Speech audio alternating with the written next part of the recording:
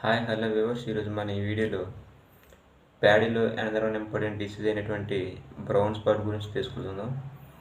ఈ brown స్పాట్ని సెసమమ్ leave spot అని కూడా చెప్పొచ్చు, ఓకేనా, లేదా హెల్మెంథస్ స్పోరియోసిస్ అని కూడా చెప్పొచ్చు అనమాట.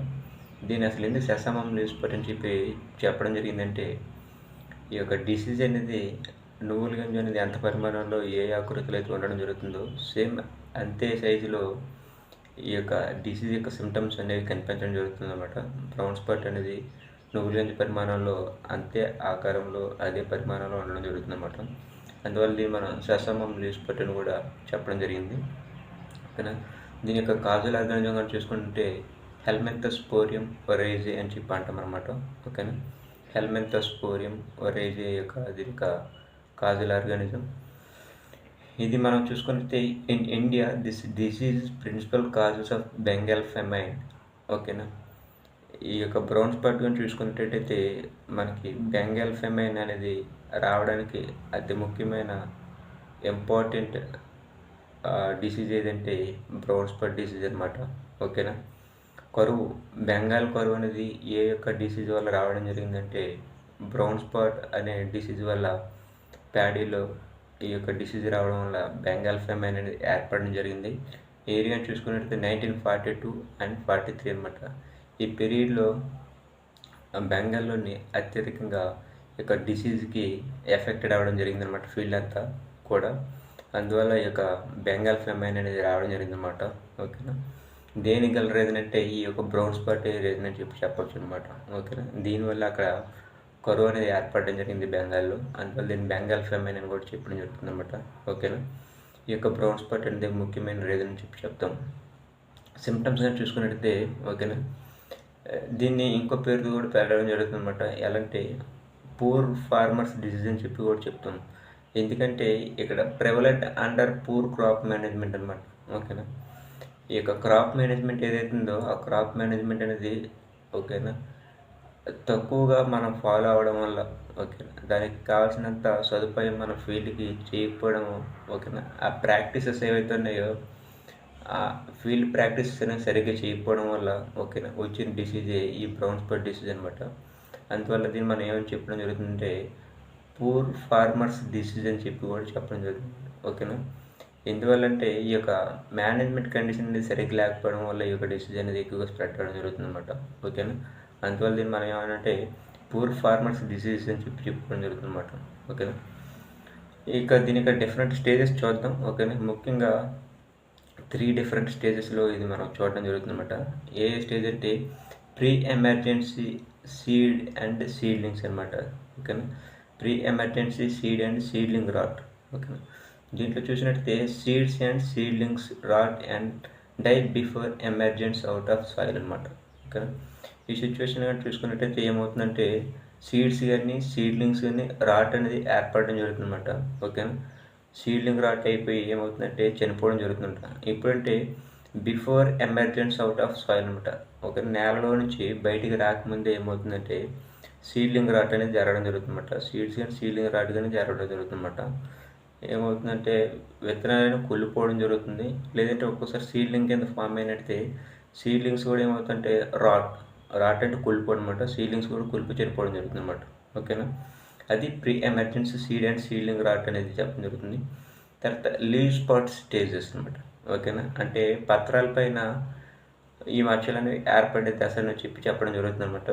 ఈ లీవ్ స్పాట్ స్టేజెస్లో చూసుకుంటే round to oval brown coloured sesamum seed size spots. అందువల్ల దీన్ని మనం ఏమనంటే సెసామమ్ లీవ్ స్పాట్ అని చెప్పుకున్నాం, ఓకేనా. ఏ షేప్లో ఉండడం జరుగుతుందంటే round to oval brown coloured sesame seed size spots అనమాట, ఓకేనా. మనకు నువ్వుల గింజ అనేది ఏ పరిమాణంలో ఏ ఆకారంలో మనకి ఏ కలర్లో కనిపించడం జరుగుతుందంటే సేమ్ అదే ఆకారం అదే పరిమాణంలో ఇక క్యారెక్టర్ సిమ్టమ్ అనేది మనకు కనిపించడం జరుగుతుంది అనమాట. అందువల్ల దీన్ని మనం ఏమంటే సెసామమ్ లీవ్ స్పాట్ అని చెప్పుకున్నాం, ఓకేనా. ఏ యొక్క డిసీజ్ని సెసామమ్ లీవ్ స్పాట్ అని చెప్పారంటే బ్రౌన్ స్పాట్ అని చెప్పాల్సి ఉంటుంది అనమాట. ఆ విధంగా అడిగే అవకాశాలు ఉన్నాయి. Appear on leaves with dark margin and grey centre. ఈ సిమ్టమ్ అనేది మనకి ఎలా కనిపించడం జరుగుతుందంటే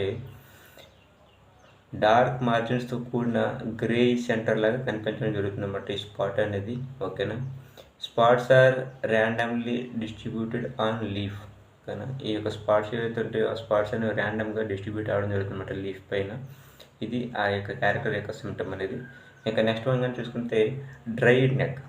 ఓకేనా, థర్డ్ ఇక స్టేజెస్లో కానీ చూసుకుంటే డ్రైడ్ నెక్ అనేది ఏర్పడడం జరుగుతుంది. ఈ డ్రైడ్ నెక్ కానీ చూసుకుంటే infection on peduncle leads to drying but it does not break and seen in blast.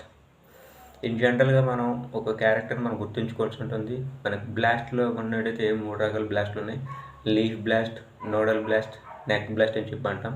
Neck బ్లాస్ట్లో ఎక్కడైతే నెక్ రీజియన్లో బ్లాస్ట్ అనేది ఎఫెక్టెడ్ అవ్వడం జరుగుతుందో ఆ పోర్షన్ ఆఫ్ ద నెక్ దగ్గర ఏమవుతుందంటే ఇరిగిపోవడం అనేది జరుగుతుందన్నమాట. కానీ ఈ యొక్క డ్రై నెక్లో చూసుకుంటే infection and peduncle leads to drain but it does not break as seen in blast. బ్లాస్ట్లో చూసుకుంటే నెక్ అనేది ఏమవుతుందంటే ఇరిగిపోవడం, కట్ అయిపోవడం అనేది జరుగుతుంది అనమాట. కానీ ఎక్కడేమవుతుందంటే ఇక్కడ నెక్ రీజన్ అనేది ఇరిగిపోవడం అనేది జరగదు, కాకపోతే డ్రై అనేది అయిపోవడం జరుగుతుంది అనమాట. ఎండిపోయి వాడిపెట్టేది కనిపించడం జరుగుతుంది. బ్లాస్ట్లో చూసేటట్టు ఏంటంటే ఇక్కడ నెక్ రీజన్ అనేది ఎరగదు, ఓన్లీ డ్రై అయిపోవడం జరుగుతుంది అనమాట. అందువల్ల మనం ఏంటంటే డ్రై నెక్ అని చెప్పి చెప్పుకోను. ఓకేనా, ఇవి ఈ విధమైన క్యారెక్టర్స్ అనేవి మనకి సిమ్టమ్స్ అనేవి కనిపించడం జరుగుతుంది బ్రౌన్ స్పాట్లో. దీని ఫేవరబుల్ కండిషన్స్ అని చూసుకున్నట్టయితే టెంపరేచర్ అనేది 25 నుంచి 30 డిగ్రీ సెంటీగ్రేడ్ వరకు ఉండేటప్పుడు మాత్రమే ఈ యొక్క డిసీజ్ బాగా స్ప్రెడ్ అవ్వడం జరుగుతుంది. రిలేటివ్ హ్యూమిడిటీ అనేది చూసుకున్నట్టే RH, ఈ యొక్క రిలేటివ్ హ్యూమిడిటీ అనేది మోర్ దాన్ 80% ఉండేటట్టయితే అటువంటిప్పుడు ఈ యొక్క డిసీజ్ అనేది హైగా ఎక్కువ స్ప్రెడ్ అయ్యే అవకాశాలు మనకు కనిపించడం జరుగుతుంది. ఓకేనా, ఇంకా ఈ యొక్క డిసీజ్ అనేది ఇంకా ఎక్కువగా స్ప్రెడ్ అవ్వడానికి అతి ముఖ్యమైన రీజన్ ఏంటంటే excess dosage of nitrogen application అనమాట. ఓకేనా, నైట్రోజన్ అనేది అత్యధికంగా అప్లై చేసి, ఓకేనా, పొటాషియం అనేది, ఓకేనా, పొటాషియం అనేది న్యూట్రియంట్ అనేది తక్కువగా అప్లై చేసినట్టయితే ఇక్కడ డిసీజ్ అనేది ఎక్కువగా ఉధృతి పెరగడానికి అవకాశాలు ఉన్నాయి.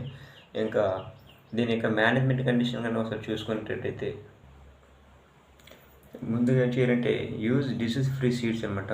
ఓకే, మనం ఏదైతే సీడ్స్ యూజ్ చేయాలనుకుంటున్నా ఆ సీడ్స్ అనేవి ఫ్రీ ఫ్రమ్ డిసీజ్డ్ సీడ్స్ అయ్యి ఉండాలి. మంచిగా హెల్తీగా ఆరోగ్యంగా ఉండేటువంటి మనం సెలెక్ట్ చేసుకోవాల్సి ఉంటుంది. Field sanitation, removal of collateral host అనమాట.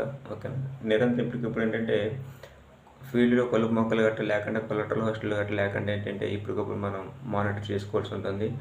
Balanced fertilizer application. Okay, fertilizer అనేది ఏంటంటే బ్యాలెన్స్డ్గా అప్లై చేయాల్సి ఉంటుంది. ఓకేనా, తర్వాత ఏంటంటే స్ప్లిటెడ్ డోసేజ్ ఆఫ్ నైట్రోజన్ కూడా అప్లై చేయాల్సి ఉంటుంది అనమాట. కొంచెంగా మనం ఏంటంటే నైట్రోజన్ అనేది అప్లై చేయాల్సి ఉంటుంది. ఎక్సెస్ డోసేజ్లో వేసినట్టయితే మరి కొంచెం ఎక్కువ ఎదురుతని పెరిగే అవకాశాలు ఉంటాయి. తర్వాత ఏంటంటే సీడ్స్ అనేది ట్రీట్మెంట్ చేసుకోవాల్సి ఉంటుంది అనమాట. Seed treatment with captan or thiram అనమాట. 4 kg/g ఆఫ్ సీడ్స్ అనమాట. ఓకేనా, 4 grams మనం ఏంటంటే కేజీ విత్తనాలు తీసుకొని, ఓకేనా, బాగా సీడ్ ట్రీట్మెంట్ చేసుకున్నట్టయితే ఈ యొక్క డిసీజ్ మనం కంట్రోల్ చేసుకోవడానికి అవకాశం ఉంటుంది. లేదంటే మ్యాంకో జబ్బుని 0.3% మనం మ్యాంకో జబ్బుని మనం ప్రిపేర్ చేసుకొని ఏంటంటే సీడ్స్ ట్రీట్మెంట్ చేసినట్టయితే తెగులని తొలగొడ్డి ఈ యొక్క డిసీజ్ మనం కంట్రోల్ చేసుకోవడానికి అవసరం ఉంటుంది అనమాట. తర్వాత మన ఫీల్డ్ గట్ట మనం అప్లై చేసుకోవాలనుకున్నట్టయితే, ఓకేనా, మ్యాంకో జబ్బు 0.2% మనం కాన్సన్ట్రేషన్ ప్రిపేర్ చేసుకొని మన 2 times మనం అప్లై చేసుకున్నట్టయితే, ఓకేనా, ఫ్లవరింగ్ స్టేజ్లోని, ఓకేనా, మిల్కీ స్టేజ్లోని అప్లై చేసుకున్నట్టయితే ఇక బ్రౌన్ స్పాట్ అనేది మనకి ఫీల్డ్కి రాకుండా కొంతవరకు కూడా మనం ఆపుకోవడానికి అవకాశం ఉంటాయి అనమాట. ఓకేనా, మరిన్ని లేటెస్ట్ అగ్రికల్చర్ వీడియోస్ కోసం, టాపిక్స్ కోసం నా ఛానల్ సబ్స్క్రైబ్ చేయండి, మీ ఫ్రెండ్స్ షేర్ చేయండి, లైక్ సపోర్ట్ చేసి మరి కొంచెం ఎంకరేజ్ చేయండి. Thank you.